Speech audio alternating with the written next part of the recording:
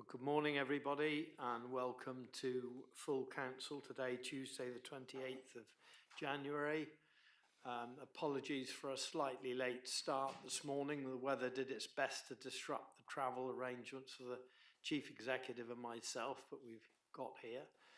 Welcome to everybody online as well, and to Islands FM.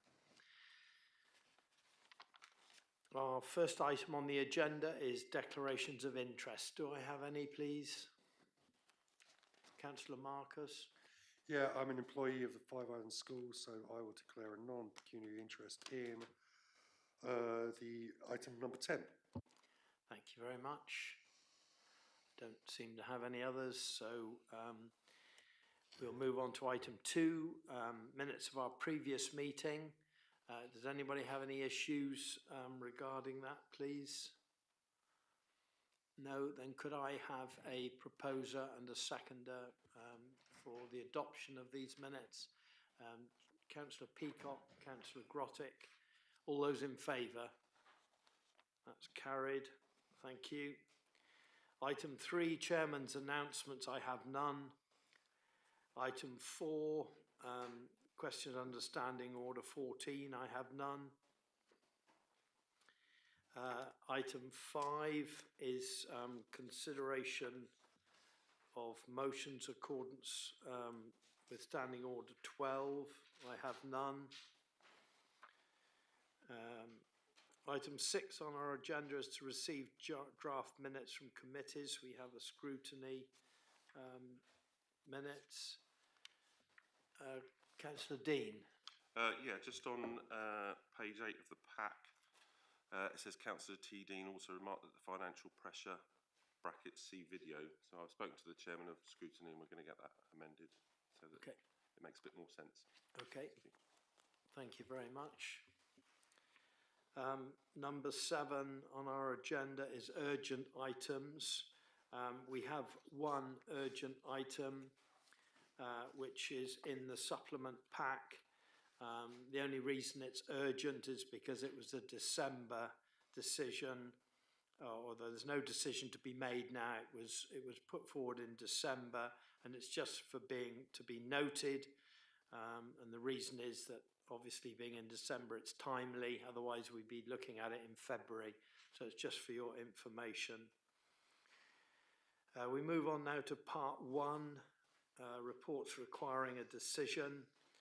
Item 8, and that is in the hands of our Chief Executive, Russell, around the Statement of Accounts and Annual Governance Statement.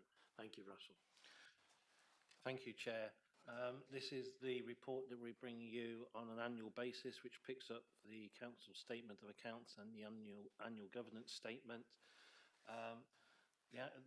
The Statement of Accounts is for the accounts for the financial year 2023-24, so it's some time ago now. You've already seen the outturn. We looked at that back 8 months ago in June.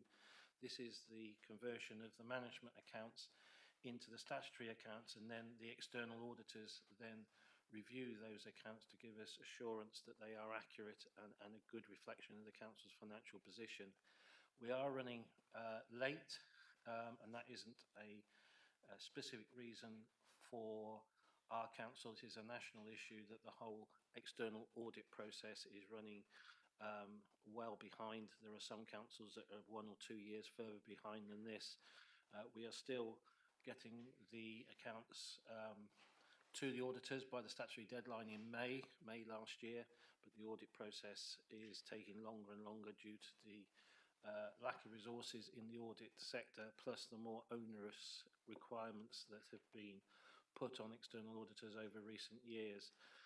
The government is looking at that, just to give you assurance, to try and find a way of reducing that time scale so that you're not sat here talking about something that is 12 to 18 months old, which, you know, how much value that adds is difficult to say. But the reason for bringing this report today is I will hand over to the external auditors after I've given you a quick précis, but it's to get the assurance that the accounts are kept to a good quality and that you can rely on the financial information that is in the accounts and in the management accounts, and that we have a robust financial governance process in place.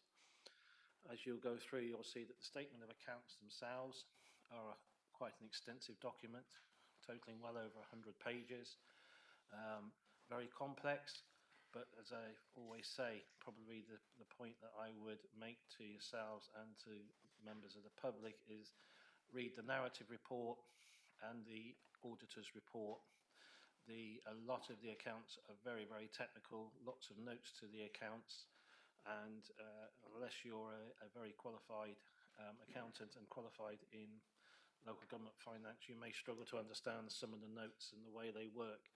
The statement of accounts are quite complex, and they do move away from what we deem to be the management accounts, which we published much earlier in the year. You'll see that in those accounts that we had an already pre-reported overspend for last year of 698,000, which we already knew about. That's set out in there, and there's also a reconciliation in the statement of accounts, how that then feeds into the bottom line of the income and expenditure account, which by the very nature of statutory accounts includes a number of technical adjustments that mean by the time you get to the bottom line it's difficult to understand. But these accounts are still based on that position that was reported to you previously. There is no change in that position, and the way that we funded it, there is no difference in the usable reserves that we have available after funding that overspend. If I say, going through the accounts, we've also got in the accounts the capital statements for the year. Again, they're in there, that you can understand those. You should be able to tie those back quite easily to what we've previously reported. And there's some statutory information about treasury management. Again, we've reported the capital financing requirement and the level of borrowing previously to you in the outturn report. So again, there's no difference there to what you've already been reported on, and the information you've already received. It's just in a statutory format now, which we have to do by law to publish the accounts. The annual governance statement is also attached. That's a key document. It is a rollover from previous years.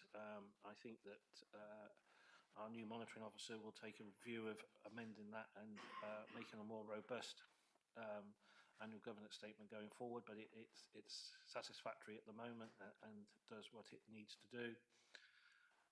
You will see that when I hand over in a minute to the external auditors, you will see in their report that there is minimal changes that they have identified needed in the accounts. So what they're saying is the quality of our accounts in the first instance are very good. I won't put words into their mouths, but I think from your perspective, you need to take assurance that they're an external inspectorate of our financial situation and our financial governance, and they're giving us their views on how strong that is. I think I'll stop there and I'll hand over. I'm not sure whether it's going to be Barry Morris or David Bray who will take you through the next bit, but I'll hand over to them to give you, so they can give you assurance on the work that they have done. Thank you very much, Russell. So I'll just do a brief introduction and then I'll hand over David to take you through a little bit of detail of the report. So as has been indicated previously, we've been committed to make sure that we get this audit completed by the statutory backstop date of the 28th of February of 2025, and we're in a good position to be able to meet that deadline. The audit is substantially complete. There is one item which is outstanding. So I think in discussion with the Chief Executive, we are going to need to ask the Council to provide delegated responsibility around that. And I'll just set that out now. So as I said, most of our work is complete. Our audit did identify that there's been significant and material changes to the way that the property, plant and equipment assets have been valued in the year. Now, this is following a remeasurement exercise that's been undertaken by the Council's valuer, and that has seen some significant changes in the gross internal area of a number of the assets. and some of those changes have resulted in differences or movements in the gross internal area of about 30%, which is well outside of our tolerance levels and expectations. So we've been making inquiries of the valuer to understand the reasons for those changes and to make sure that those are appropriate and accurate. So having gained assurance that those remeasurements are appropriate and are accurate, we have then considered the impact of those on the prior year financial statements, because that would have meant that the valuations were based on incorrect input data, because that gross internal area is one of the key factors in deriving the valuations, and therefore prior period restatements will be required because they are material. So we're just finalising that work with the valuer, and again, our thanks go to the valuer who's worked really hard in addressing these queries at quite short notice over recent weeks to make sure that we're in a position. So once we finalise that, a restated opening balance sheet will be required, and we will work with the Chief Executive on getting that through to you. So hence the reason for the request for the delegation, and again, Chief Executive will be able to provide further details on this, is just in relation to that valuation of those property, plant and equipment asset valuations. Should our remaining review identify any further changes to the council's accounts, which are highly unlikely, then we would require a further meeting of the council to be required to approve those. But as I've said, we're not expecting any such changes. That's all I wanted to go through and set the context, but I'll now hand over to David to go through a little bit more of the detail. But again, at a high level, we'll assume that the paper is read, and then hand over to you for any questions. David. Yeah, thank you, Barry. Good morning, Russell. Good morning, members. As Barry said, that was the one outstanding issue as far as the audit's concerned. So the external audit covers two areas: the audit of the financial statements, which is this report, and also the value for money arrangements, which we reported to you about 4 months ago in very early October.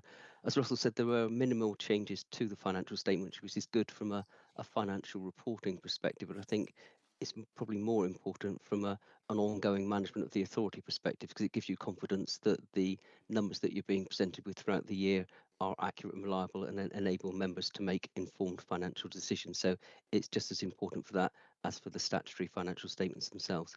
As Barry said, there were a number of changes to the area of assets compared to the previous year.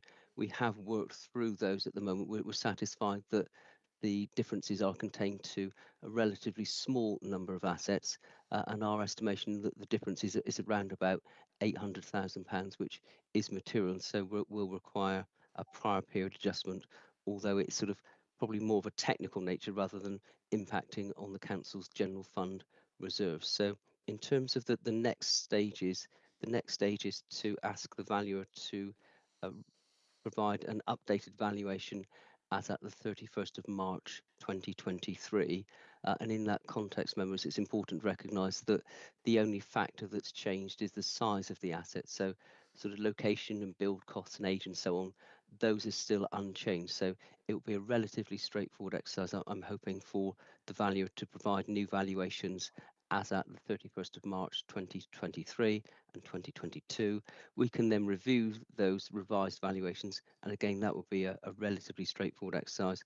Once we have the updated values, then Russell and colleagues can then process those through. So in terms of timescales, we're hoping that that can happen in a relatively short window, and certainly won't be at the moment be troubling the statutory deadline of the 28th of February this year.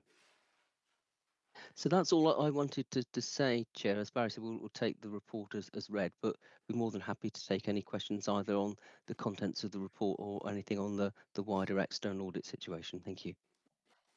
Thank you very much, Barry and David.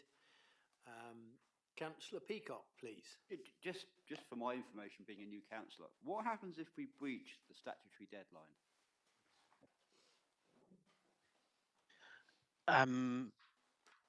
So the reason that the backstop has been introduced is to try and reset the local audit regime, has been highlighted by the Chief Executive. So in terms of what would happen, we've undertaken sufficient work that we will be able to give an audit opinion on the financial statements, but that audit opinion will be qualified. And from a reputation for the council's perspective, we're not sure that that's appropriate and really doesn't reflect the good position that the council is in, because the council has produced financial statements by the deadline of the end of May, as the chief executive has set out, and we have undertaken our audit work. It's a good question as to what the wider ramification is of having a qualified opinion. There are a lot of authorities out there that do have that, but we really don't want to be in that position, because it would just undermine all the hard work that officers and ourselves have undertaken at this stage, and we just don't think it's we just don't think it's an issue. Thank you. Councillor Marcus, please. Just let me get this straight from my head. So what we're saying is that buildings are 30% smaller than we thought they were, or the valuers thought they were. But it's good news that we haven't gained or lost any buildings that we didn't know that we had, and they haven't moved location. Is that what we're saying here? So we're not necessarily saying they're 30% smaller. That the 30% was an example at the outer limit. So some sizes have increased, some have decreased, and the range moves up to 30%. And all we're saying is that the valuer has remeasured a number of assets, and we've looked at those that they have remeasured and those that they haven't, to determine what the extent of the issue is. And where they have been remeasured and there's a change in that size for various reasons. And again, I'm sure the chief executive or the valuer may be able to provide more detail on that, or David can come in and on the reasons for that will impact the valuation. So what we're doing is we're effectively saying that we're now comfortable that, having revalued those assets, we're comfortable that those or remeasured, those remeasurements are appropriate for producing the 23-24 accounts and the valuation. Okay, but obviously those assets haven't shrunk or enlarged physically, but therefore there's been no other changes, and therefore we would expect the prior year accounts to be restated to reflect those more up-to-date measurements. Still, I'm confused, but Russell, please. Thank you. Chief Executive, please. Yeah, I'll come in. The accounts are done each year, and the valuer values the properties we have. They do that off the back of a series of drawings and digital data about our buildings. That data was quite old. The valuer pointed that out to me some 18 months ago, that they were going back on data that was 5 or 6 years old. Recommendation from the valuer is that it would be worth coming over and doing a remeasure of some of our buildings to ensure that the data is updated, to ensure that our historic records of the size of our building is correct. In doing so, they found that some of the drawings that we had on file and some of the information we had about our buildings was actually incorrect. They've now corrected that. It does change the way you value some of the buildings. The buildings that are valued on replacement cost, which work out an area times a rebuild cost per metre, obviously changes the value of the property in terms of in the books. In terms of going forward, those assets are either valued on some technical methodology of, I say, replacement value or existing use. They're not on market value. So in theory, if we ever wanted to dispose of any of our properties, the market value has probably not changed. We just updated our drawings and our technical data on our buildings, and they happen to be a different size than what was on record.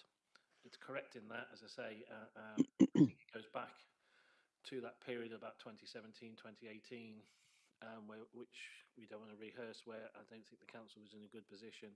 We've now had the remeasure done, so hopefully moving forward we have a much better position. Okay, so the question that comes from that is this going to affect the bottom line? Yeah, because no, it's not going to affect the bottom line on the reserves of the council, the available reserves of the council. No, it doesn't affect the bottom line in terms of the I&E account, doesn't affect the bottom line of our usable reserves. And it doesn't affect the value of the council in any way, because any borrowing that we undertake is not secured borrowing against the value of our assets or anything. It is a very technical accounting issue in our accounts that we have to put a value on the assets that we own, whether that's equipment, plant or buildings, and by remeasuring it, it has changed those values in 1 year. It doesn't change the position even on the balance sheet as at the 31st of March, because they're at the right value. It's just that the change in value, rather than being a 23-24 issue, is actually needs adjusting in the opening balance, so it shows that it's not an in-year issue that's changed it, it's a historic issue. Okay. Fine, okay, apart from that craziness, financial statement information technology, on page 140 of the pack, 2 red dots in there, regarding Oracle. I'm at a loss why anyone uses Oracle. It just adds zeros and more expense to any kind of situation. The horror stories coming out, all of the other local authorities, Birmingham. I saw a story about Sussex now, Sussex, I think, or West Sussex, using capital receipts to pay for their Oracle implementation, which is absolutely mind-boggling in terms of how they can justify that. So could you explain to me what design effectiveness only means, and reliance on reports generated from Oracle Fusion due to issues identified with privileged access, audit logging controls, why we're still using that system? I'll answer the first bit. The actual assessment is done by the external auditors, so I'll allow them to explain how they do that piece of their audit work through their technical team. The reason that we use the Oracle system is that in 2016-2017, when the council had an issue financially with being able to have financial control, we entered into the arrangement and the collaboration agreement with Cornwall. Cornwall were already using the Oracle system. They'd implemented it many years ago. We went on as part of that piece of work, that intervention, which was led by the government and the LGA. We went on and Cornwall put us on the Oracle system. The government paid for that to happen.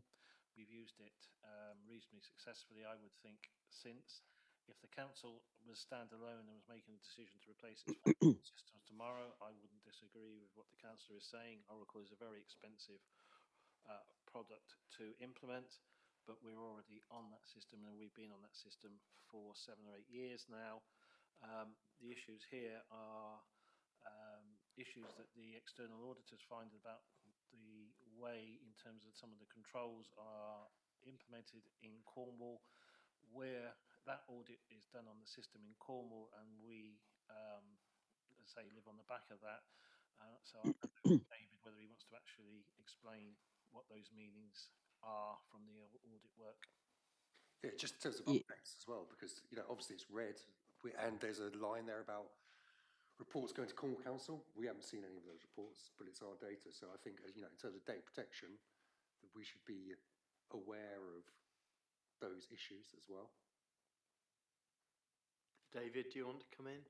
Yeah, certainly. So thank you. So it's some helpful questions there. There was quite a lot in it. So, Councillor, if I don't manage to answer every segment of that, then please come back to me for clarification on any of the areas that potentially I might have missed. So, as Russell said, as far as the Council of the Isles of Scilly is concerned, this is a system that's operated on its behalf by Cornwall Council, but because the data for your financial statements is coming from that system, then the findings of the work that we do at Cornwall are of direct relevance to your own financial statements audit. So part of our work that we look at, and we use our IT audit team to do this work, they look at the design effectiveness of the controls in place. So how well are the controls structured as far as Cornwall is concerned? And we identified that in terms of how the controls were designed, there were issues. In terms of the actual issues themselves, what we found was that Oracle's been introduced for a number of years now, as Russell said. And in the very early days, we would expect a large number of what's called super users, or people that have got ability to do more than one thing within the system. Because when you're introducing a new complex system in an organisation the size of Cornwall Council, there are inevitably going to be some teething problems that need to be introduced. Oracle is now well established at Cornwall, and therefore our view is that the number of super users or people with what's called privileged access is reduced to a much smaller number. We don't think that there should be as many people with that high level access. So in terms of the work that we do, we're mindful of the risk associated with having a relatively large number of people with that super use access, so that we address that risk as far as our audit is concerned. So there were no issues in terms of improper actions as a result of people having that super user access, but nevertheless, the overall risk does still lie with having a relative. I mean, we're not talking a lot of people, we're talking sort of 20 or 30 people, so we're not talking of hundreds of people, but a relatively large number of people with that super user access. And what's been done to address that? So we issued a report to to Cornwall Council in September, and we'll follow that up as part of the current year's audit. But we basically said that in our view, the number of super users was too high, and we asked the council, or recommended that the council review. This is a recommendation to Cornwall Council rather than to yourselves for clarity, but we recommended that Cornwall Council review those officers with privileged access and ensure that it's proportionate to the current challenges and issues at the council, rather than what was appropriate, perhaps say 4 or 5 years ago. Okay, so we're So are we going to get an update from that as delegated users of that system, or are we just trusting Cornwall that it's all okay and hunky dory? So to be clear, sorry, councillors, to be clear, what we need to do is assure ourselves that those deficiencies have not been exploited in terms of the way that the Council of the Isles of Scilly financial statements and its day-to-day operations have been working, and we're bringing this to your attention so that you are fully informed of the deficiencies that are in place. That will be a matter for how the Council of the Isles of Scilly takes that forward with Cornwall, because it is a customer effectively of that system, and what the council is then doing to address those. But we will continue to bring to your attention the concerns that we identify, so that you're fully cited on that as those charged with governance for the Council of the Isles of Scilly. Aaron, David, I really appreciate that you're doing that. Thank you very much, and it's really good that you've alerted us to that situation. So my question, I guess, to the Chief Exec is, what are we doing to ensure that that situation is mitigated? Yeah, I'll come in on that one. Yes, what we will be doing is that now we have had the audit's finding report, which we only received a couple of weeks ago, we will be writing to Cornwall as part of our ongoing management of the collaboration agreement, and we will ask them what action they are taking and to give us assurance and to keep us up to date on that action, to ensure that we don't sit here in 6 or 8 months' time with the same issue here, that our action has been taken and has alleviated the issue from the auditor's perspective, or if not, a good reason why not. Thank you very much. Okay, thank you. Councillor Sims, please. Yeah, good morning. Referring to this, I think this is largely a housekeeping exercise, but I think what's actually pertinent is this is the thing we're focusing on, which in the scale of things is quite small. So thank you for what I consider to be a fairly positive report and quite a fulsome one. Okay, thank you. Councillor Grottick, please. Thank you, Chair. It's pleasing to note that our auditors remain happy that our financial management is robust. As colleagues will note, they report no major issues and consider our financial controls are good. As a small authority with many responsibilities but many challenges, that's imperative, and I'd like to thank our Chief Exec and 151 officer both for the report and the continuing work. Thank you to colleagues for questions, and thank you for the replies from the audit. Thank you to the auditors as well for attending and reporting to us, and I would be happy to propose all of the recommendations. Thank you. Thank you. So we have a proposer for the recommendations. Do I have a seconder, please? Councillor Peacock. All those in favour? It's carried. Thank you very much. And I'd like to thank our auditors, Barry and David, for their work. It's very pleasing to note that the council's financial affairs are in good order. It's a good news story, and we appreciate the fact that you've given us evidence of that. Thank you very much indeed. Thank you. We move on now to item 9 on our agenda, which is the financial performance for Q3, also in the hands of Russell.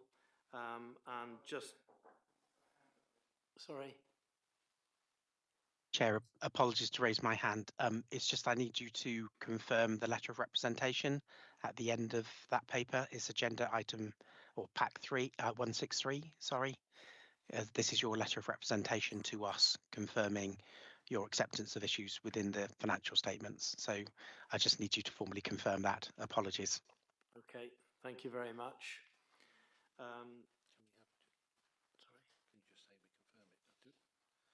Do we need to take a vote on that? Because I thought we voted through all the recommendations.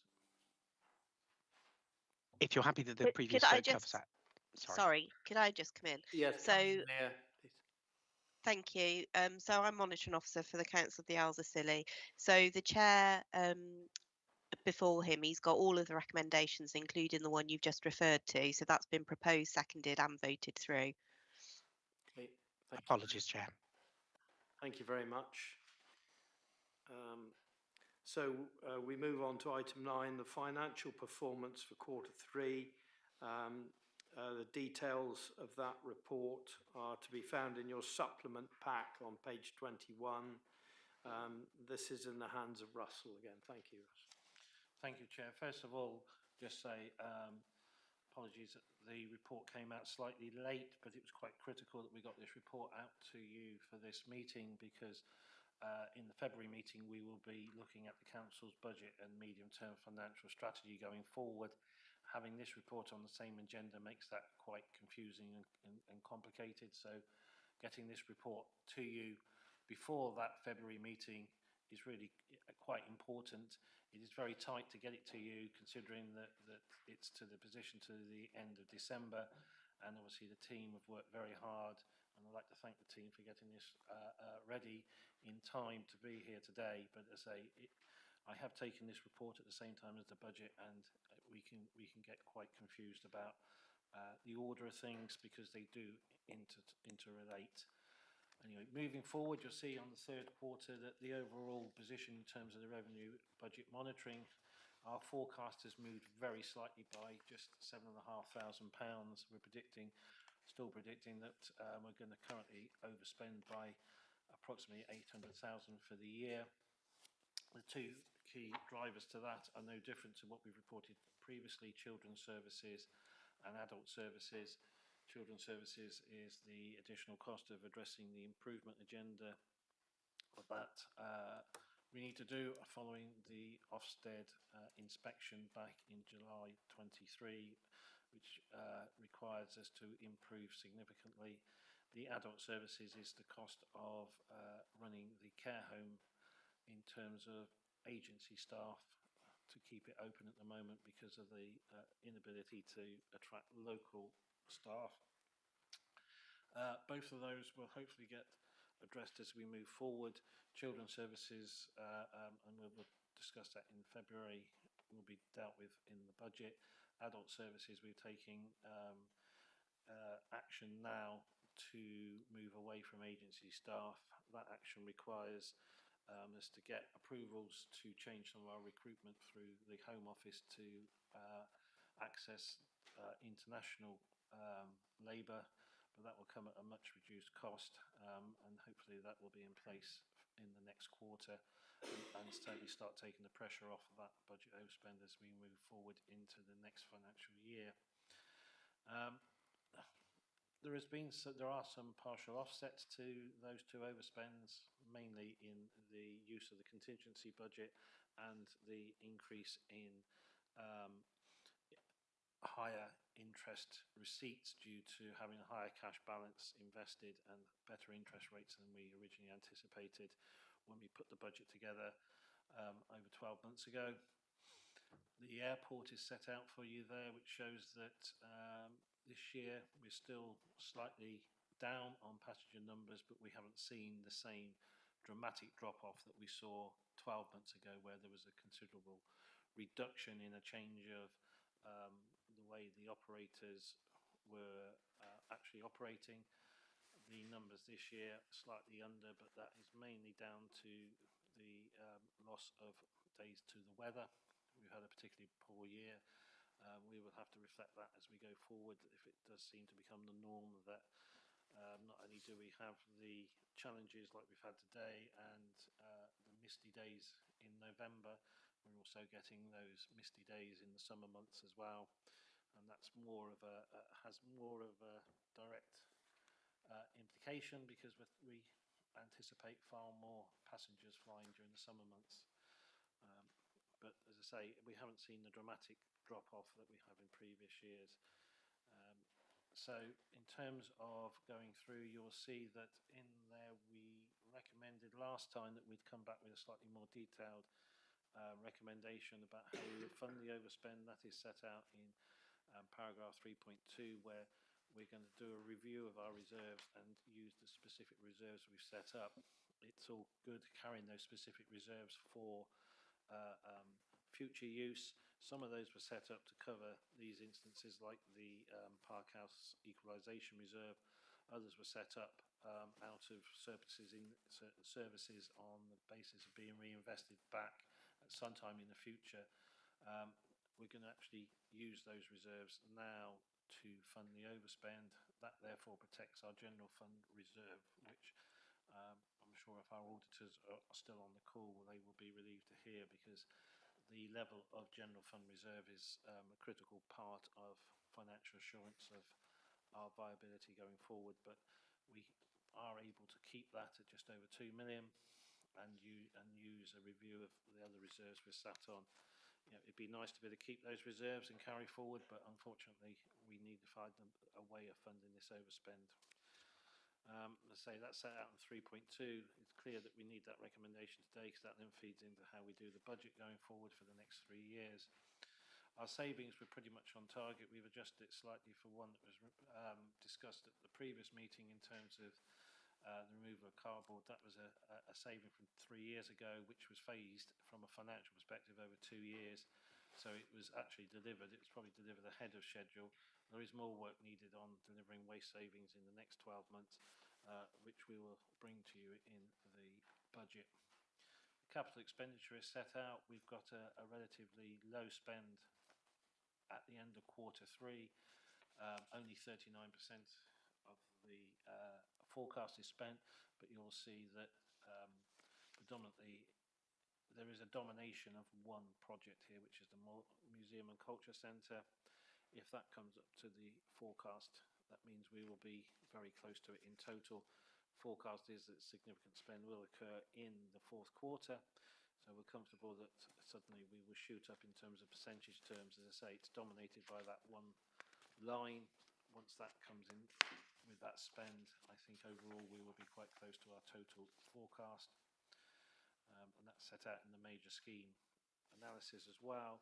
Probably just worth touching that council tax performance, and I'll just reiterate this is on the performance. So we set ourselves a performance of the level that we will collect, just dropping off a little bit in the last quarter compared with our target. Our target is based on previous years, so we are having a little bit more difficulty collecting some of the council tax. It's not significant at the moment, but we do need to keep an eye on it. That doesn't mean to say we've got less council tax collected in total. As I said, this is the performance. We've actually seen an increase in the council tax base in the year, so actually we may have more council tax collected, which again will feed into the budget process, even though our collection rate is slightly less than our target. Business rates is pretty much on target, slightly ahead, which is again a good indicator that we are collecting the business rates that are are demanded. And as always, the water rates ticks on. We are fast reaching the point where a lot of the debt is now getting close to the 6-year cut-off. So we will probably need to write off the significant proportion of that 25,000, but we have provided for that. So there will be no hit actually on the council's bottom line. Every £1,000 we collect is a bonus in terms of the bottom line. And housing rents, slightly worrying here that we've seen a slight trend of increase in the level of arrears on council tax, on housing rents. I'm working with the housing team to understand that and what actions we're taking. We have a number of payment plans put in place, but that will take a little bit of time before we start seeing the benefits of those come forward and those arrears come down. But it is slightly worrying from my perspective and something we need to keep a close eye on. I think both the drop-off in council tax and the increase in housing arrears are probably the cost of living crisis starting to actually reflect. As always, I think sometimes on Scilly we are a little bit behind what you start seeing in the national picture on the mainland. The sundry debt position is higher than I'd ideally like, albeit it's within our target. It's within our target that we set, but it's higher than I would like. We have taken action over the arrears that are there, with discussions with the main protagonists, and I'm hopeful that in the next quarter that will come down quite significantly. Our payment performance, again, is very similar. That overall total suppliers, we're not up to the 92% target, but in general terms, we are hitting the payment schedule of getting our local SMEs paid quicker and on time within 14 days. We do need to have an overall view of this at some point. It's not a priority at the moment, to be honest, but with everything else going on. But there are a number of issues. A lot of it is down to getting your purchase orders raised at the most appropriate time to the right level so that the automatic matching system works. If it doesn't work, then there can be delays. And the treasury management activity is updated. Their statutory tables that we have to produce now, and the legislation to show the treasury position on a quarterly basis, and that's set out there. No surprises, we're pretty much on target for what we forecast for the year. Thank you. Thank you very much, Russell. Councillor Peacock, please. Excuse me. Yeah, a couple of comments I'd like to make. I'd like to thank you for your very good report. The first thing that alarms me is the fact we're obviously into overspend now. And I want to ensure, sitting here as a councillor, that we are making every single saving we can, and that there's no, I assume we've already taken all the low-hanging fruit, but I think it's really important for the general public of the islands to understand that this council is not in financial stress, but certainly, when you start getting overspends of this nature, we have to be very careful, because obviously we only have a limited amount of budget in the reserves to play with that. And I just want to ensure in my own mind that we are doing everything we can for that. That would be point number one. Point number two is on Skybus. And if you look at the figures of the annual total, you can see the variation's about 10%. So I wonder if it's possible for looking at when we're modelling next year to actually make an allowance perhaps of 15 to 20% off the proposed passenger numbers coming in from our operators, because we all know the reality is poor weather. And like today, there's no flying today because of the weather. We know that there's no flying in July and August. So I'm just wondering whether we need to tweak our expected income so we don't keep on hitting an issue when the operators say we're going to fly, let's say, 75,000 people, and in reality, it drops down to the numbers we see in the report. So I just wonder if that's something worth looking at moving forward. And the final one, which is a little bit close to my heart because I'm an SME, I'm slightly alarmed that we were hitting, back in August, we were hitting 100% within 15 days. That's now dropped to 75. I know there's issues with the purchase order system, but I need to ensure, I think for other businesses on the islands, that especially at this time of year, it's just alarming that it's slowly reducing. And I know you said it's a low priority for the council, but it could be quite significant for some of the small local businesses here. And you can see that all the figures are going down for the past year. So we need to really, I think, drill down into that, again, after the budget's been set, to make sure that the processes we have in place for payment of invoices are well in place. Thank you. Russell? Yeah, I'll come back on those.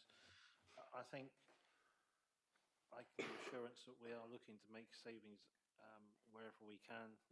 There'll be further savings built into the budget for next year to help offset some of the budget pressures we've got.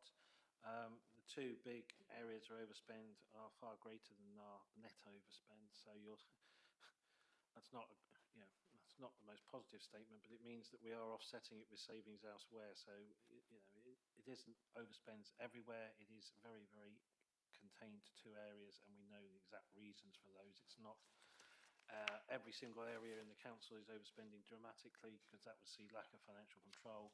We know exactly why we're overspending, down to the penny and etc. So I think there's that. Airport, yes, I'm working with the operators and the way they operate, etc. And we will be factoring those discussions into any future forecasts, which we will be doing. So yeah, I think it's a difficult time overspending. We've overspent the last 2 years, predominantly both times mainly for the same reason. That is that we are struggling to get the staff for the care home. Hopefully we now have a solution which seems to be almost here, and that will help. Obviously the integration project will help in the future as well. And children's services, I have said a number of times before, unfortunately, when you do get into that position where Ofsted issue the improvement notice, the inadequate findings, it does cost money, and it costs a significant proportion of your money to get back out from that position. We're not alone. It's nothing that's unusual. It's just, unfortunately, that is the position when you get those improvement notices. Thank you. Councillor Sims, please. Yeah, really echoing what John said regarding the airport. I mean, this is becoming an annual lament for me, really. Every year, the forecast figures are overshoot, and the actual figures are a lot less. And this happens year on year on year. And we had to put airport charges up by a lot more than we wanted to last year. And if this carries on for next year and the year after, then 2 or 3 years' time, we'll have to put airport charges up a lot more than we want to. And I think the issue with the airport is we have fixed costs and variable income, and we need some way to just basically square that circle so that the weather doesn't impact, i.e. some methodology for doing that. And the airport really is a failing business. It goes on and on and on. However, for the island, in terms of the island, the multiplier effects, we have to have an airport. And again, it's another circle that's got to be squared. But I just think that at some point we do need to address the disparity between fixed cost and variable income. And that. Thank you very much. Councillor Marcus, please. Yeah, I think Councillor Peacock's kind of taken my talking points, but I'd just like to clarify the actual variance between projected and actual figures is over 20%. So that's, alarm bells ringing there. There's alarm bells ringing in other areas of the report as well, overspend being 10% of the actual budget itself. Housing rents, again, that figure is really worrying. People can't afford to pay their rent, then that's kind of indicative of other symptoms of malaise in the economy. But we need to be aware of that. I don't know if there's any answers. We did ask for an airport review ages ago. I don't think that report's come to us. But yeah, it's just alarm bells are ringing all the way through this report. Thank you. Councillor Williams, please. Oh yeah, airport review was top of my list, so I won't dwell on that. We seem to have two crystal clear areas which are generating overspends. We've been offered plenty of workshops, a good number of workshops on children's services over the last 6 or 7 months, which have allowed members to deep dive into some of those aspects. I think we're lacking in terms of the same for adult services. Russell, you said we're almost looking to the international market now to keep our care home viable, which is a shame, disappointing. I'd love it if we could have a really vibrant local workforce. And I think if we're going to have a CQC inspection imminently, as I anticipate we will, I'd love us to have a few more workshops to explore how these staffing challenges manifest, what mitigations there are, so we're a bit more aware on the short, medium and long-term position for staffing, because I can't see any significant shift coming in the next 6, 9, 12 months, certainly not before CQC come. And I was just going to ask about reserves. We're using reserves, those reserves will be gone. Will that then impact on any of our short to medium term activity that we were hoping to achieve either in the corporate plan or in individual service plans? Answer the last question first. No, using those reserves shouldn't impact on our ability going forward, but it does make things tighter going forward. It reduces the amount of money that is available to invest if we want to improve services. I say it doesn't; those plans aren't in place at the moment, but it does reduce the amount that we have available for that. The general fund balance is being maintained, which is good at the moment, as that's our safety net. In terms of the adults position, just to say that we have had notification on CQC that they will be inspecting us within the next 6 to 8 months, if not sooner. That's the maximum. They have called for the data. They will be coming in to do an inspection, albeit this is supposedly a dry run year for them because it's a new inspection regime. But no doubt if it does pick up improvements required, we will be expected to look at those improvements almost as if it is a full inspection. In terms of the dealing with the staffing issues there, it comes down to the issue that we have a number of vacancies. We have some long-term sick in there. To sort of cover that at the moment, we're having to rely on agency staff. Agency staff come with a very, very big price ticket, unfortunately. It's readily available, but because it's readily available, it's expensive. Led to believe through recruitment in both Cornwall and health, both in Cornwall and locally, that there is quite a significant international market, and that isn't getting people, employing people from other countries, going to other countries to recruit them. There is a significant workforce that is circulating within the UK who are international, come from international countries, but they're already in the UK. They're already working for organisations in the UK. But to employ them, we have to have a special status, which is administered by the Home Office, and that takes some time. So we've applied for that special status so that we can employ those. We're not looking to go, as I say, off to the other side of the world on an employment to try and get people. We just want to access to the people that are already within the system in the UK. And I'm hopeful that having heard the number of applicants on health recently, when they've advertised jobs, when they've had 60 or 70 applications for jobs, 85% are from international people. So by not having that international status, we are denying ourselves access to a big chunk of what the labour force is in the UK at the moment for that health type activity. Thank you very much. Russell, could you just update us where we are with this airport review? It is taking some time now, and I think it's really important we get feedback on that as soon as possible, please. Yeah, well, the airport review has been delayed getting started. We've identified an organisation that works with regional airports up and down the country as the best source of delivering this review. Our operators also agreed that that was a good choice. We've, as I say, identified them. We've agreed to the specification for the work. We've also procured the work and placed the order. Unfortunately, it was delayed from starting before Christmas due to work they were asked to undertake for the Department of Transport on an urgent basis. I'm led to believe they have started work initially from a desktop point of view in the middle of January, and they're looking to come on island fairly soon to start the actual on-site work within the next month. Thank you. Could we ask that, pressure is put on them, please, to get this moving forthwith, because it's done on a daily basis. Thank you very much. Councillor Sims, please.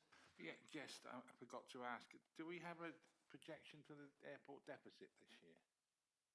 I assume we have a deficit this year. Yeah, it's about, I think it's about 100,000. The operational, reduced income isn't as much as you would think, even though the two main operators are down. There's some upside on GA flying and freight. One of the big challenges we've had this year is having to train a lot of firefighters due to staff turnover, but it all leads to the fact that we have got a deficit going forward on direct costs at the airport, which adds to the overall subsidy we put in through not recovering any overheads. Well, 100,000 deficit is quite cheery compared to last year. Thank you. Thank you. Councillor Roger, please. Yeah, you beat me to my first question, Chairman, so I would reiterate what the Chairman's just said with regards to the review. Just again with the airport, it's interesting to note that the key deficits happen in our peak 3 months, July, August and September, that both last year, I've looked back on last year's figures, and this year, and that very much steers that issue to weather, I believe, and I'm not quite sure how we can come up with a mechanism to second guess the weather.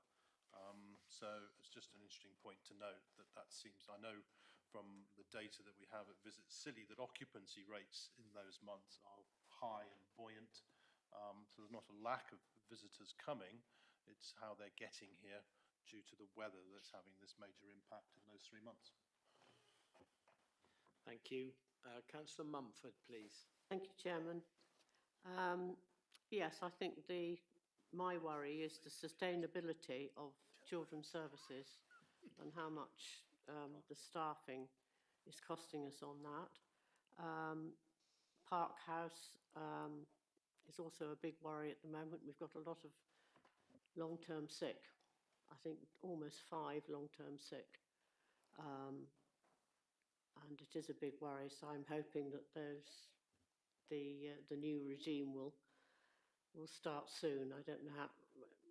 Are we months away or weeks away, Russell, from the international? I can't actually say, because I mean we chased again end of last week. We chased the Home Office, who seem to think that they have written to the Director of Adults, but we can't find that communication at the moment. Right. And that was before Christmas, so I'm hopeful we must be getting towards the end of that supposed fast-track process, because we went for the fast-track process because we wouldn't be recruiting directly from abroad, and we'd be using the help of a third party on some of the use of the already international people in the UK. And I would not disagree with the issue. I think predominantly the biggest challenge to the council is keeping the care home and having the staff on the islands wherever we recruit them from to deliver that service. That's probably a significant risk to the authority going forward, far more than I think children's services. Going to the airport, they're down to come to scrutiny in March. Is that report going to be ready by then? I hope it will, because it isn't a massive piece of work, the analysis they do, if they actually get onto it. I'm chasing it on almost a day-by-day basis of why I still haven't heard why they're not here. They're sort of permanently saying the work is about to start, or we've just started looking at it, but then it seems to just not go any further. I'm chasing it on a regular basis, and I will continue to do so, and hopefully we will get a report back in March of some sort. Yeah, I think March the 8th, I think it's the 11th and the 14th. We've got 2 scrutiny meetings in March, so it'd be nice to get it in before we go into PERDA and have to put it into the new council. Thank you. Thank you. Councillor Grottick, please. Thank you, Chair. It's small comfort to note that all local authorities, as we know, are under real pressure at the moment. But I do hope our officers find it encouraging that all members around the table are really concerned about some of the figures and pressures that we're currently experiencing. Taking the report as read, as the Chief Executive has noted, our pressures are continuing notably in children's services and adult social care, with the stated reliance on agency staff. So obviously we all support all efforts to see what we can do around those areas. Work is also continuing, as we've just discussed, around the airport finance, and then the other pressures, including the housing rent collection, are also worrying but subject to work at the moment. As colleagues know and understand, substantial overspend, as noted in the report, is not sustainable in the longer term, although alleviated by the sensible use of reserves as listed. Obviously, these can only be used once, and our request to government, central government, for recognition of our challenges and for a longer-term fair funding settlement will obviously continue and be supported by all of us. Thank you. Thank you very much. So we have 2 recommendations for this report. Could I have a proposer, please? Councillor Roger, seconded Councillor Sims. All those in favour? It's carried. Thank you very much, and thank you very much, Russell, as ever, for a very comprehensive report. We move on now to item 10 on our agenda, which is the Children's and Families Update Report, in the hands of our lead member for children, Councillor Williams. Thank you. Chair, if I may, can I just come in on the point of the declaration of interest for Councillor Marker? Yes. Councillor Marker, so you, at the beginning of the meeting, you've declared an interest. I've just looked at the decisions that are before full council today on this item, and I think your interest is probably very remote. So I think you've got the option of either withdrawing your declaration, because if you keep it, you'll have to remove yourself of the debate and vote, but that is a matter for you. I'll withdraw it then under your advice. Thank you very much. Thank you very much, Leah. Councillor Williams, then, please. Anne, are you happy for me to kick off and then you can do the tricky, challenging bit in a minute? Yeah. Okay, so much of this report has previously been to scrutiny, so some members will be quite aware of what is included. Other conversations have been explored during recent workshops, and I think there might be a workshop after today's meeting to explore other areas too. I'm confident progress is being made in the work that Children's Services are doing. We anticipate Ofsted being on Ireland in the next few weeks. This will be their first monitoring visit since the first half of last year, and their third since our inadequate Ofsted inspection about 18 months ago. The report notes an increase in referrals and casework, which Children's Services staff are overseeing, as well as in partnership with our other colleagues. We're also now in a position to be using Mosaic, our case management tool, which I think is a significant upgrade on our previous system, and hopefully allows a clearer picture to be presented to Ofsted and to the team in general.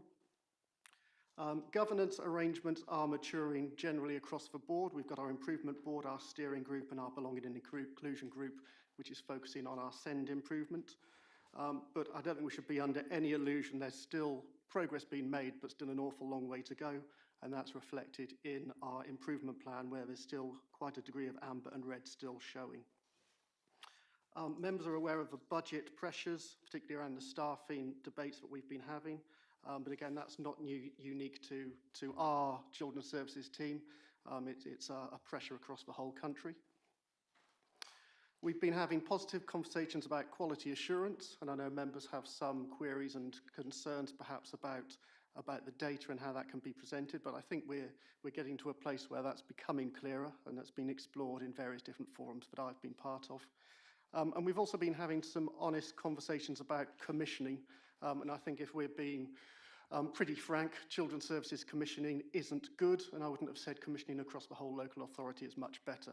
I think we're missing some opportunities to pull different strands together and probably lacking holding some of our partners to account in some of those bigger commissioning conversations.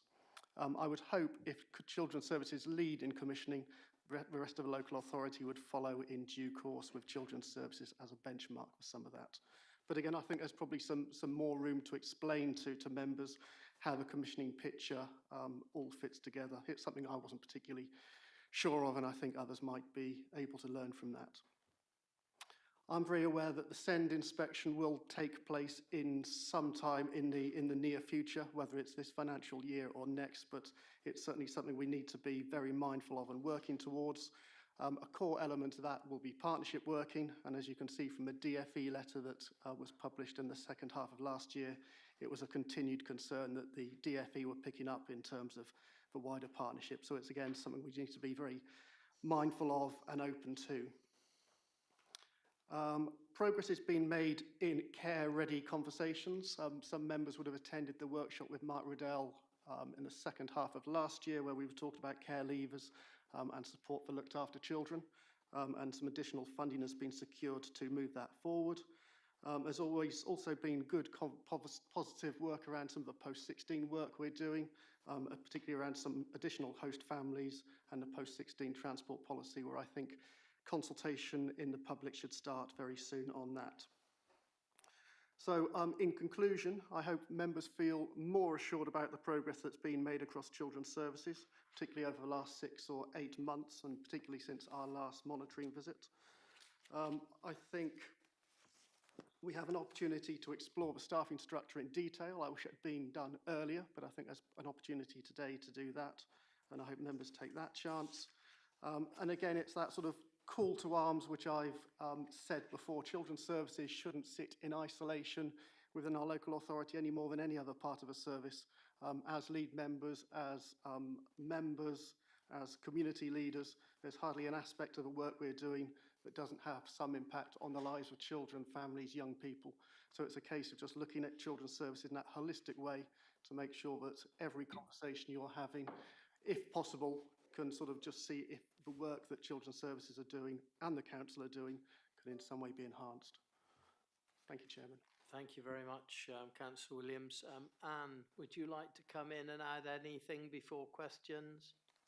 Yeah, no, happy to. Thank you very much, Councillor Williams, as always. A really good run through. You know, I'll take questions from the report and take it as read. But just before I do that, I thought I would just let you know that I have actually this morning taken the call from Sarah Canto, who is from Ofsted. So we are now formally under our notification about a monitoring visit. And as we know, we have a members' workshop after full council today. But just to say out loud in full council that we will have our inspectors on island on the 11th and 12th of February. There's lots of work, of course, that they do between now and then. So really happy to open up to any questions now. Thank you, Anne. Councillor Peacock, please.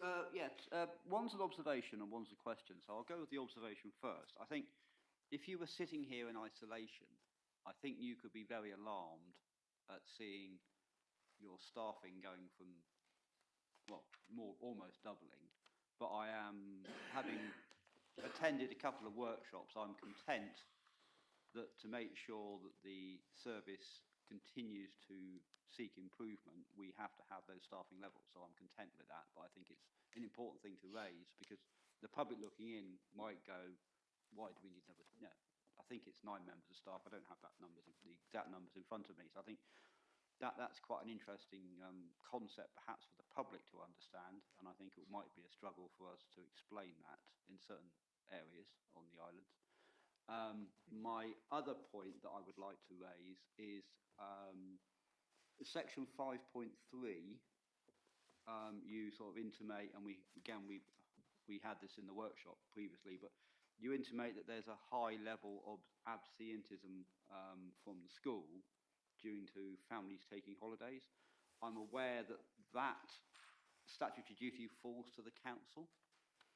So I know in other council areas, quite onerous methods are used, such as fining parents that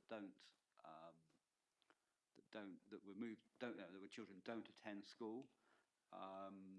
Obviously, we don't want an income generation scheme from the council to be made by us fining kids. That's not somewhere I want to even suggest we go.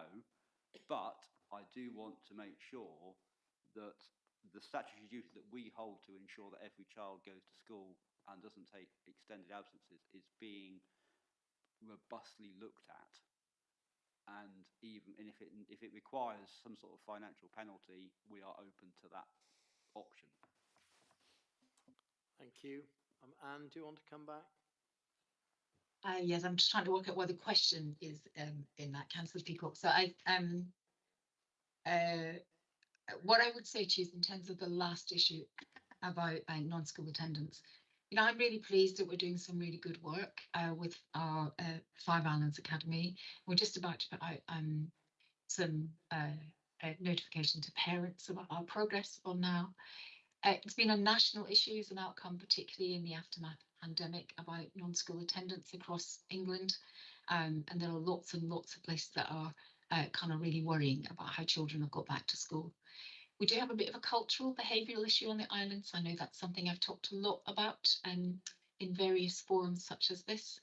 But there are still requirements, statutory legal requirements around school attendance, regardless of weather or travel. And I'm, like you, really keen that we find solutions for families and we step towards families to help them understand what their responsibility is and actually how we can make sure that we are very inclusive in our school attendance and that children really benefit holistically, socially, emotionally and academically in good school attendance. It's a requirement on all councils to have a school attendance approach. The requirements came in, were reviewed last year nationally. There was no central government funding that went to any local authority to support the implementation of this. So the requirement is to do this out of business as usual. And of course, we're doing lots of work on that. So I hear you loud and clear, but we're pleased about the progress that we're making and want to do this in a relational, restorative way with families. Okay, thank you. Councillor Marcus, please. Yeah, just slightly confused. I wasn't aware of a workshop after this meeting about staff and structure. I didn't get an invite about that. So my question would be, one of the priorities that we're agreeing to in the recommendations is secure permanent staffing structure. You've got a who's who here at the moment. How close to permanent is that who's who? Sorry, Councillor Marcus, are you asking who on the who's who structure is permanent and temporary? Yeah, basically, I mean, we've got a structure that's been given to us in the paper.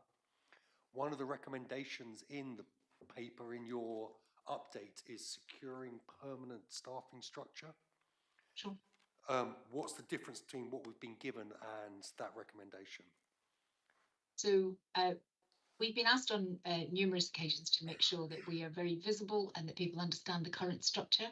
So what you have attached to this paper is the current structure that's operating. And as you'll know, Councillor Marcus, we've had to make good the social work service in this structure, the who's who structure, is the current interim contingent within the structure, and our restructure that we'll go on and talk a bit more about is around how we provide long-term resilience for the islands. So about youth work and some of the early years strengthening families workers. Okay, so when do we talk about that permanent structure? Shall I come in here? Yeah, do. I'll come in and answer that one. Yeah, the structure here is the interim structure that has been developed with a significant proportion of interim people on short-term contracts or on agency arrangements. The provision of the long-term structure is being fed into the council's budget and medium-term financial plan. That will be coming back to council in February. The significant requirement will be to, from a member perspective, isn't to look at the structure line by line, it is to agree that a structure of that size is needed to deliver the improvement notice that we have had from Ofsted. As I say, that will be coming back in February.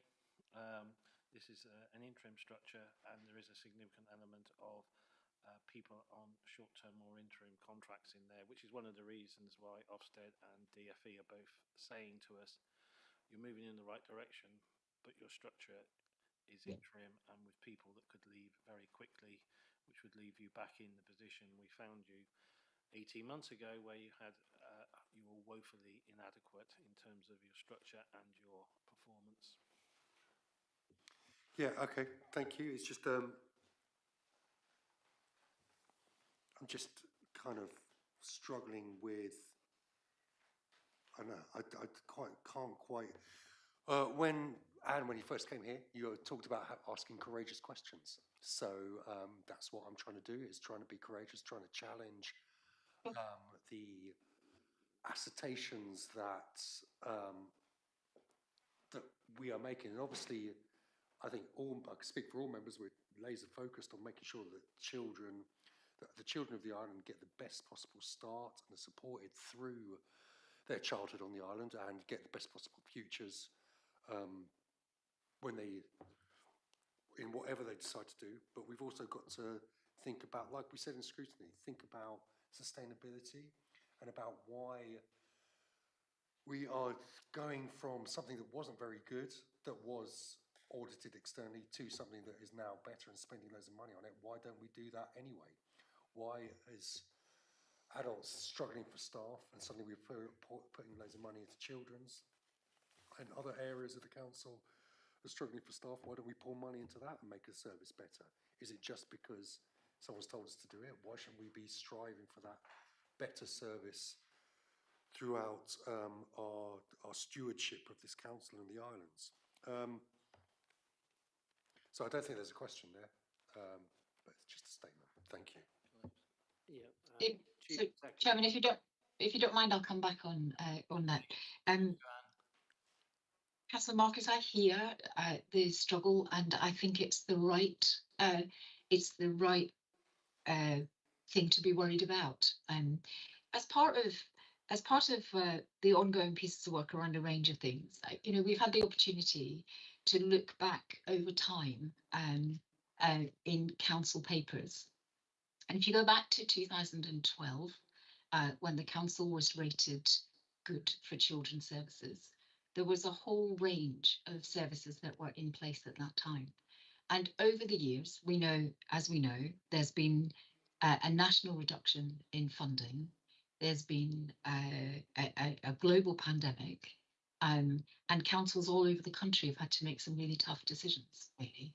I feel a little bit more reassured, having visited history, about what makes a good children's services and what these islands understand about that. And there are tough decisions to be taken. But in my tenure with you, I believe we are now working with the right children and families, and that we understand the difference now between intervention and support, in order that we know what families may find helpful, what's needed, and then what's required.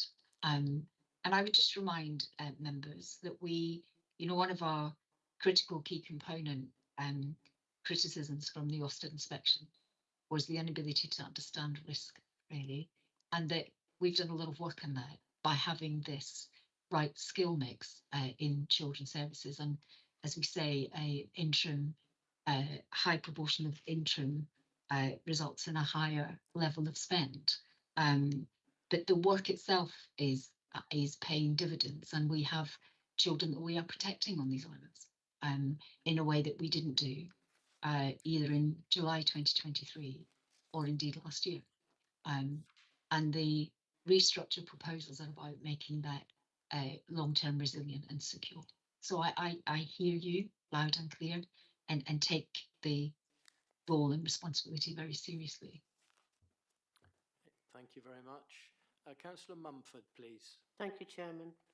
I did, just for members' information, I sent Anne an email yesterday asking for a breakdown of how many children there are under children's services and how many children are in each category, which she has said that she will be able to pass on to us at a later date. Before the next meeting in February, or before our scrutiny meeting, at least in March anyway. Is that correct, Anne? Thank you. Yes, absolutely. And we were really keen that what we are able to do is, Councillor Williams spoke earlier on about our implementation of Mosaic. And so we're really keen that what we provide to you is really accurate and shows a picture across both children and adults. Yeah. I too am quite worried about the sustainability of the staffing when we finally get up to standard and all our agency people have gone. At the moment, there's about 18 staff, and I'm very aware that adult social care only has 5 at the moment, and we have a CQC inspection coming up. They're all working very hard, and we have got some big problems in Park House, which is another thing. And our social worker is leaving, so we need to get a new one. So, but that's not to do with this meeting. Yes, I think that's all. Thank you. Thank you. Councillor Grottick, please. Thank you, Chair. I would just like to observe that children's services are becoming, as we all know from some of the issues that are being coped with in a UK context, that children's services are becoming an increasingly complex area.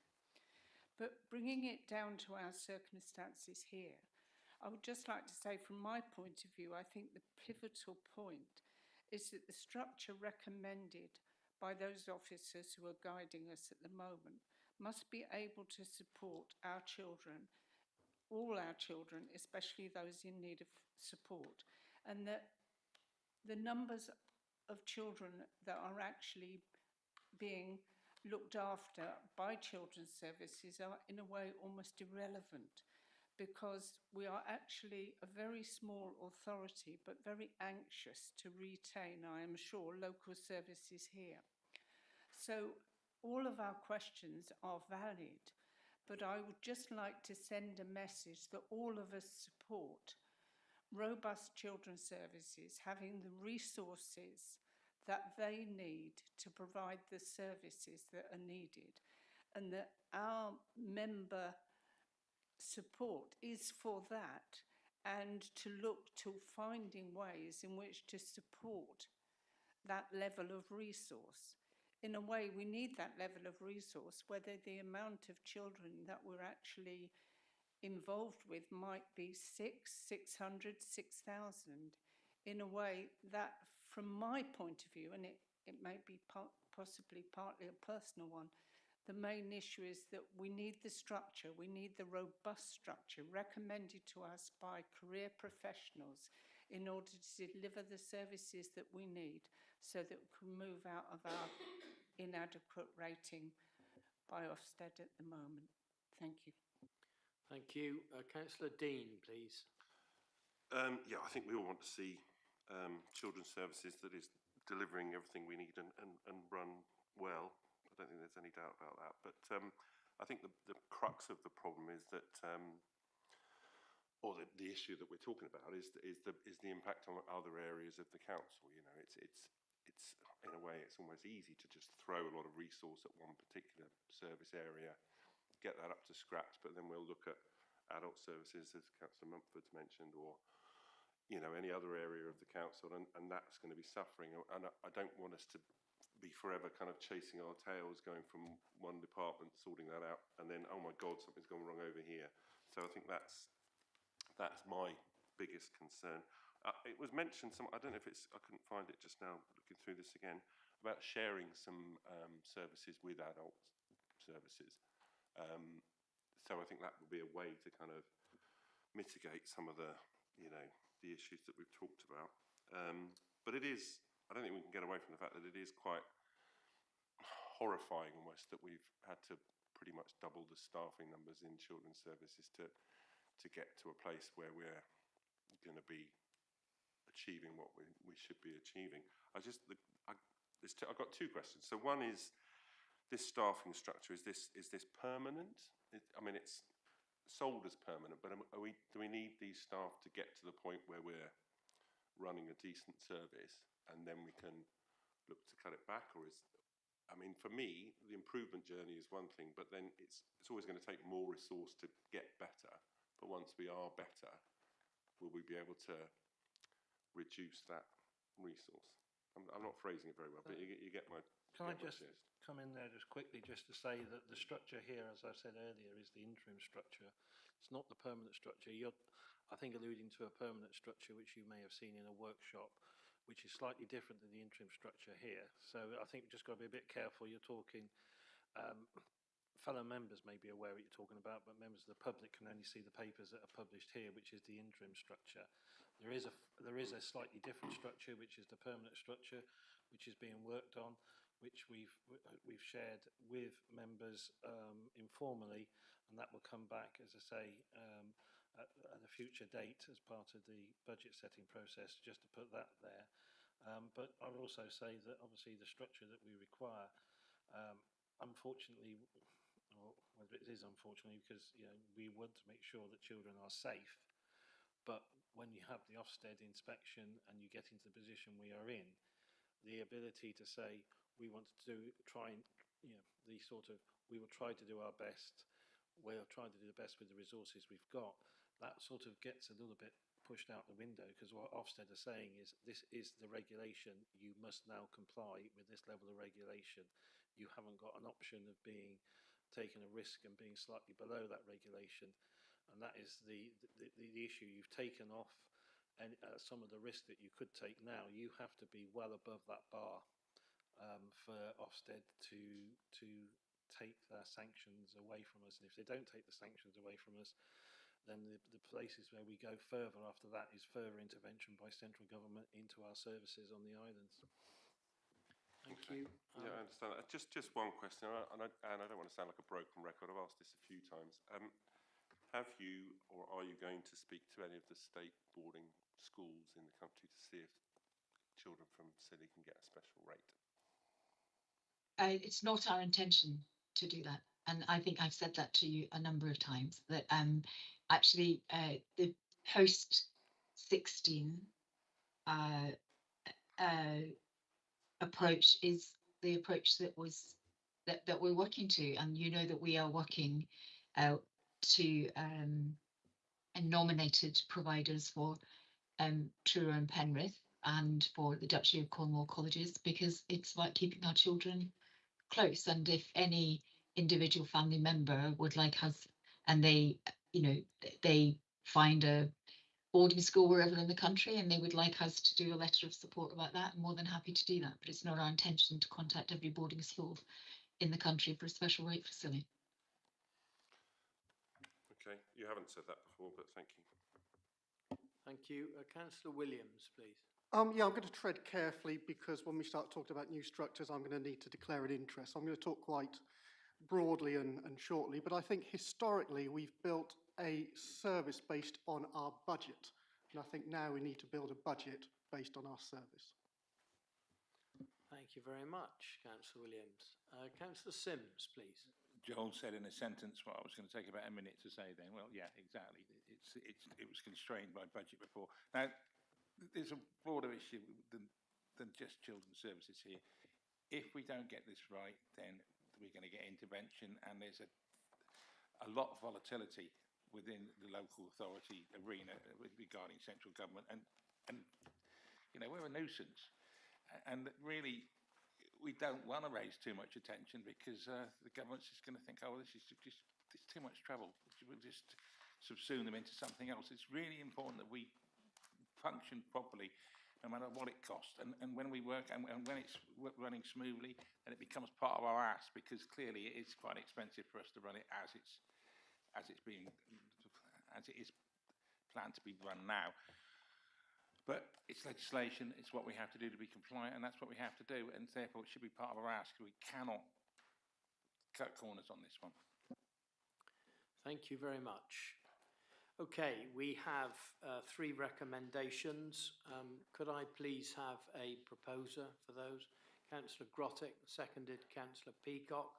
All those in favour of their adoption? That's carried. Thank you very much indeed. Thank you very much, Anne, for your report, and Councillor Williams for your debate in this as well. Thank you. So we move on now to item 11 on our agenda, the disposal of the old fire station at Porth Cressa in the hands of Olivia. Thank you, Olivia. Thank you, members. I'd like to present the report disposal of the old fire station. This property was identified in the Strategic Asset Management Plan in 2023 for disposal, and that was approved by full council. The updated acquisitions and disposals policy, also from 2023, allows for a tenant to express an interest in the purchase or exercise a right to first refusal, and the tenant did. The property was then valued by an independent valuer, and the guide price was shared with the tenant, and they have sent us a formal offer for the guide price of 125,000. I'm happy to take any questions. Thank you. Councillor Dean, please. Yeah, thanks, Olivia. Very clear report. It seems pretty straightforward to me. We've applied the acquisition and disposal policy, and the old fire station basically wasn't giving us the return we required, so it seemed, you know, according to that policy, we should look to get rid of it, which is what we're proposing, and the offer is for the valuation that we had, so I can't see any issues with that, so I'll propose the recommendation. Thank you very much. Councillor Marcus? Yeah, I don't think there's any thing to add to this. I propose the recommendations, or second recommendations, sorry. Okay, thank you. We have a proposer and seconder for the recommendation. All those in favour, please? That's carried. Thank you very much, and thank you very much, Olivia, for your report. Right, moving on to item 12 on our agenda is the contract procedure policy update in the hands of Keith Grossett. Thank you, Keith. Thank you, Chair. Thank you, members. This paper reflects changes in national legislation relating to procurement and the procurement processes for all all contracting authorities in the country. Procurement Act 2023 replaces the Public Contracts Regulations of 2015 and integrates 4 other pieces of legislation to do with utilities, defence and concessions. The report also presents the local policy as it relates to the Act and reflects those national requirements. One of the local implications of the Act is a proposed change in the threshold for direct award from £5,000 by officers from £5,000 to £30,000, and that it will be subject to senior officer sign-off and clarity about declarations of interest or conflicts of interest going forward. So the paper has got the contract procedure regulations and also our contract procedure framework and procurement framework. Any questions? Thank you. Thank you, Keith. Councillor Dean, please. Yeah, thanks, Keith. I like it. Anything that makes life easier seems good to me. I particularly like pages 236 to 239. It's set out very clearly, kind of step by step, how the procedure is applied. I suppose the one question is, does it make life easier for you? Sorry, just a moment. Steve, could you turn your microphone off? Keith, you need to press your button. That's There it. we go. You got it. Thank you. Thank you. Does it make life easier for me? I did a bit of maths yesterday. I get about 35 or so, over 30,000 procurements a year, coming from across the council. In addition, we've had 30 separate procurement activities for the Museum and Cultural Centre, and previously we had around 30 relating to climate adaptation Scilly. So I get about 60, over £30,000 procurements coming my way over on average or so. So anything that makes life more streamlined is good, and we'd like to support the rest of the council to work as robustly and independently, and have a framework for them to work within. Thank you. Steve? Yeah, Sims? I'm happy to second the recommendations. I assume this is basically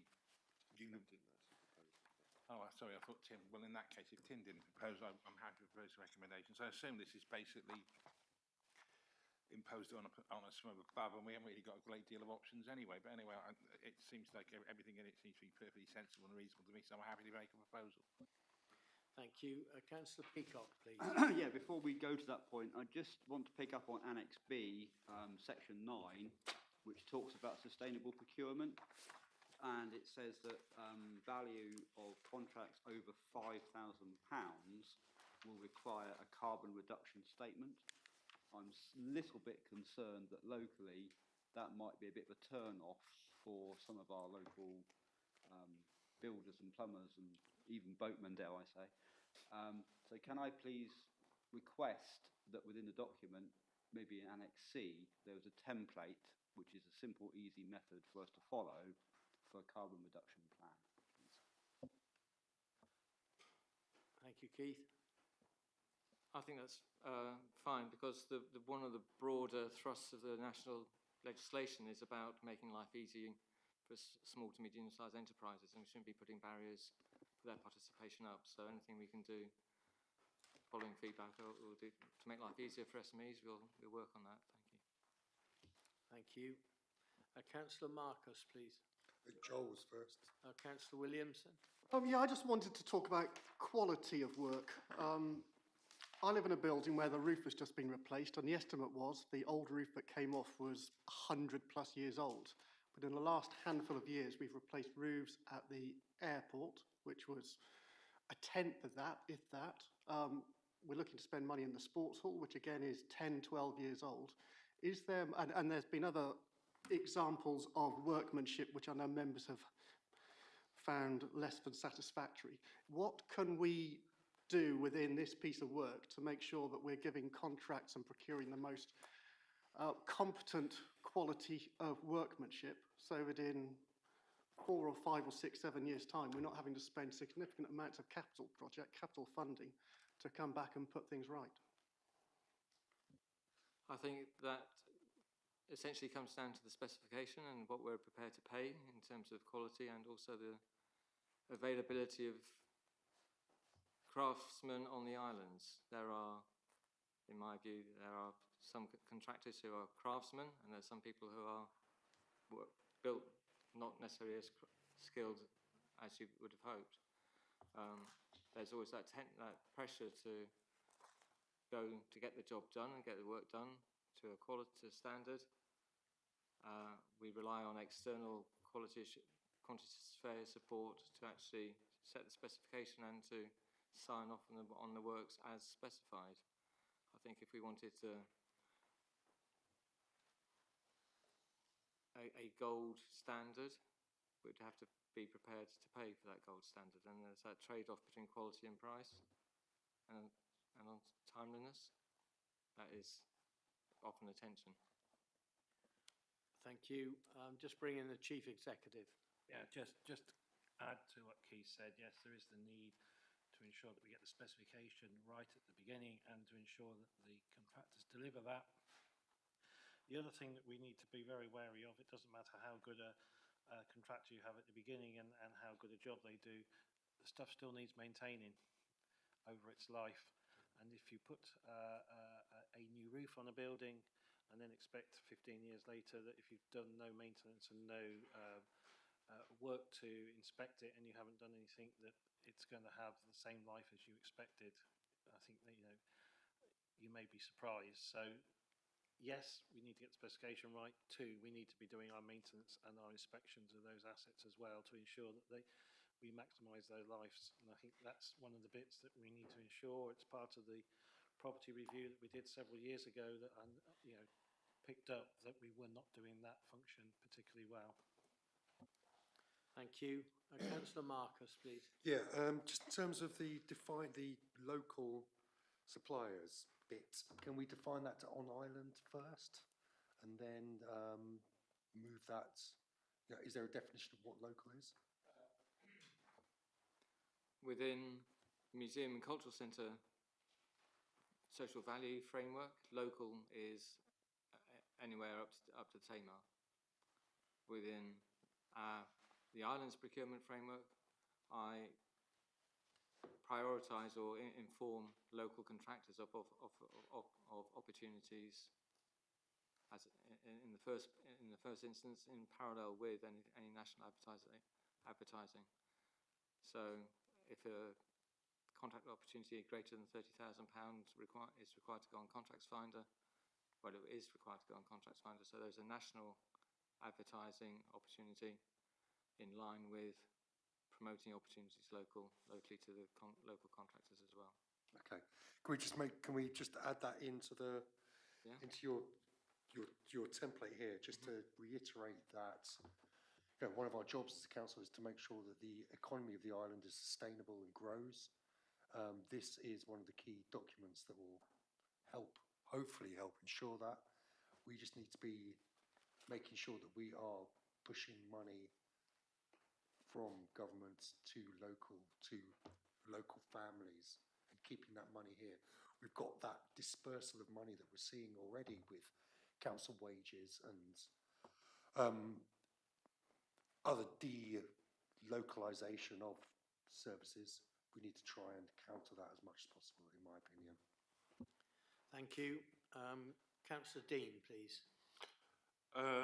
Yeah, what was I going to say? Well, I'll second the proposals.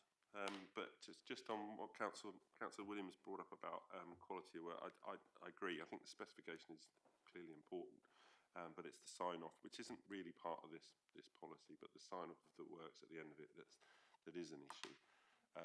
I have talked about before having some kind of clerk of works role within the council, where someone with some technical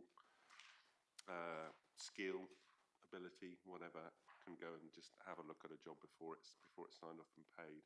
And I would definitely advocate for that kind of role within the council. But as far as this is concerned, I'm happy to second the proposals. Thank you. Thank you very much. So I have a proposer and a seconder for the recommendations. All those in favour, please. That's carried. Thank you very much. And thank you very much, Keith, for your report. We move on to the last item on our agenda, item 13, which is the draft local flood risk management strategy in the hands of Rebecca. Thank you. Morning, members.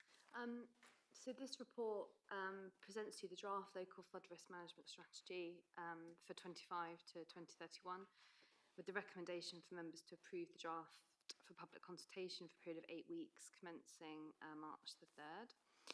The Council, as lead local flood authority, is required by the Flood and Water Management Act to develop, maintain and monitor a strategy for local flood risk management. This draft is a revision of the 2017 adopted strategy and sets the strategic direction and local priorities for managing flood risk, and in particular makes strong links to flood risk management and improving community resilience in the face of a changing climate. The strategy is accompanied by an action plan which is intended to be a live document to be continually developed, reviewed, updated and reported for Council. Thank you and happy to take any questions. Thank you, Rebecca. Councillor Peacock, please. Yeah, I like the format of the document. and it seems quite lengthy. And probably covers everything I think we need to. However, there's one thing I think that perhaps would be good to be included, and that's actual flood maps. For example, where we're sat at the moment, there is a significant risk of flooding in this area, you know, in whenever it is, 2050 or 2060 or what. But that doesn't seem to be quite in the public conscience yet. And I just think this is an opportunity just to hammer home that point of what climate change risk actually means for the island. And I think it's just unfortunate there are no maps in here demonstrating that. Nice pictures everywhere of floods and things, but I just think if we had a couple of maps, it would really hammer home the point. And it would certainly, I think, maybe increase our consultation response if we say your home's going to be flooded. Thank you very much. Councillor Watt, please. Yeah, thank you, Chairman. I think in part in answer to Councillor Peacock's request for a map, they are available through the Environment Agency website, so you can access them. However, I do take a point that the general public may not know this, and it would be useful to have it. Could I also say that I know Councillor Legg isn't here today, but I'm glad in the foreword to the document, just before the executive summary, he does reiterate a comment that I made in the foreword in the Climate Change Action Plan. In other words, the council we cannot do this on our own. And this is an excellent opportunity to raise awareness amongst the community. So I would certainly recommend the resolution. Thank you. Thank you very much. Councillor Sims, please. Well, I'm very happy to second the resolution and also to thank Rebecca for a very fulsome and oddly interesting report. And I think it'll be an interesting consultation because we have no shortage of experts on the islands on this particular issue. Thank you. Okay, thank you very much. So we have a proposer and seconder for the recommendations. All those in favour, please. That's carried. Thank you, and thank you very much for your report, Rebecca. Thank you.